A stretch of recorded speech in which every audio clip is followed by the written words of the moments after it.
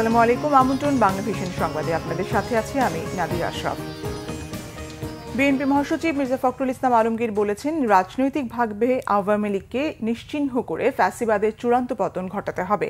আর দলের স্থায়ী কমিটির সদস্য মির্জা আব্বাস বলেছেন, বর্তমান সরকার জুলাই শহীদদের মনে রাখেনি। আহমেদ সরার রিপোর্টে বিস্তারিত। জুলাই অভ্যুত্থানের বর্ষপূর্তিতে মাসব্যাপী কর্মসূচি শেষে আগস্টের পহেলা দিনেও অভ্যুত্থানের শহীদদের স্মরণ করল বিএনপি। ঢাকার ২ প্রবেশপথ গণ অভ্যুত্থানের অপ্রতিরোধ্য প্রাঙ্গণ হিসেবে পরিচিত উত্তরা ও যাত্রাবাড়িতে আয়োজন করা হয় সমাবেশের। মহানগর উত্তর বিএনপির আয়োজনে উত্তরার সমাবেশে বক্তব্য দেন শহীদদের স্বজনরাও। তাদের বক্তব্যে উঠে আসে সন্তানদের আকাঙ্ক্ষা বাস্তবায়নের আহ্বান।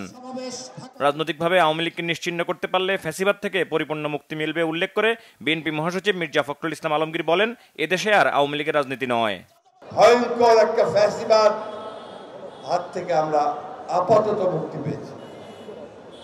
এই মুক্তি তখনই চূড়ান্ত হবে যখন তাদেরকে আমরা রাজনৈতিকভাবে সম্পূর্ণ নিশ্চিহ্ন করতে পারব। যারা লুটপাট করে, যারা ব্যাংক লুট করে, যারা চাঁদাবাজি করে, যারা মানুষের সম্পত্তি লুট করে নিয়ে যায়, তাদের বিরুদ্ধে আমাদের কোনো রকমের আপোষ থাকবে না। তাদেরকে আমরা কখনোই স্বীকার করবো না, তাদেরকে আমরা কোনো মতেই সামনে আসতে দেব না। ফ্যাসিস্ট হাসিনা বিরোধী আন্দোলন সংগ্রামের অন্যতম সূতিকাগার যাত্রাবাড়িতে ২৪-এর গণ অভ্যুত্থানের শহীদদের স্মরণে সমাবেশ করে ঢাকা মহানগর দক্ষিণ বিএনপি। এতে প্রধান অতিথির বক্তব্যে বিএনপি স্থায়ী কমিটির সদস্য মির্জা আব্বাস বলেন, দিনটা সবার জন্য আনন্দের হলেও শহীদদের পরিবারের জন্য সময়টা ভালো না। মির্জা আব্বাস বলেন, শহীদদের পরিবারের সদস্য যারা বক্তব্য রেখেছেন তারা সবাই বলেছেন তাদের কেউ খোঁজ খবর রাখে না, অথচ শহীদদের জন্যই ফ্যাসিস্ট হাসিনাকে তাড়ানো গেছে। তো আর দেরি করেন না, আমরা জানি দিন ঘোষণা দেবেন, তারিখ ঘোষণা দিবেন, এর পিছনে আপনাদের আবার কোন ষড়যন্ত্র তত্ত্ব লুকিয়ে আছে আল্লাহই বলতে পারবে। এটা আমার কিন্তু আর কারণ না হোক, আমি অনেক সন্দেহ করি, তাদের নির্বাচনী তারিখ ঘোষণার পিছনেও অনেক ষড়যন্ত্র আছে, এরপরেও ষড়যন্ত্র আছে। এই দেশের লোককে ইভিএম পদ্ধতি খাওয়াতে চাইছিল হাসিনা, এই দেশের লোক গিলে নাই ইভিএম পদ্ধতি, সুতরাং আপনাদের পিআর পদ্ধতি কেউ গিলবে না।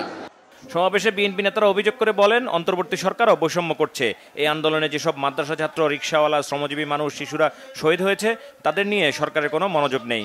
এক পক্ষ আছে শুধু আন্দোলনের কৃতিত্ব নিজেদের বগল দাবা করায়। বিরোধী যে হিংসাত্মক রাজনীতি বাদ দিয়ে আমরা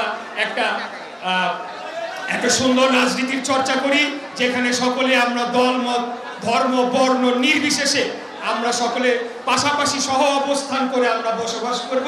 এই এক বছরের জন্য এটা বিচার হলো না, কারণ তারা ক্ষমতার লোভ পেয়ে গেছে, মস্কদের চেয়ার পেয়ে গেছে, তারা মজা পেয়ে গেছে। একটা ওটা হবে না ভাই, গাছ লাগিয়েছি আমরা, ফল খাবেন আপনারা, ওইটা আর হতে দেওয়া হবে না। কাকে চাঁদাবাজ বলেন আপনারা? আমি ঠিক বুঝতে পারিনি।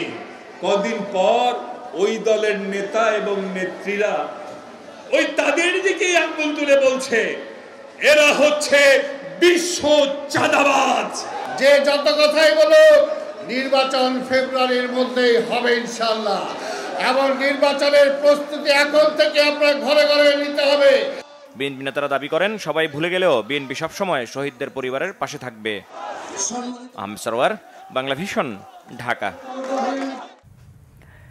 রাজধানীর গুলিস্তানে সুন্দরবন মার্কেটে আগুন লেগেছে। সকাল 10টার দিকে আগুন লাগার খবর পায় ফায়ার সার্ভিসের সদর দপ্তরের খুব কাছাকাছি হওয়ায় 3 মিনিটের মধ্যে ফায়ার সার্ভিসের টিম ঘটনাস্থলে পৌঁছে।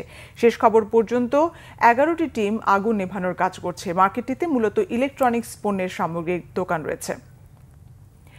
এই ছিল এখনকার মতো। পরের সংবাদ বেলা 12টায় দেখার আমন্ত্রণ রইল। ধন্যবাদ।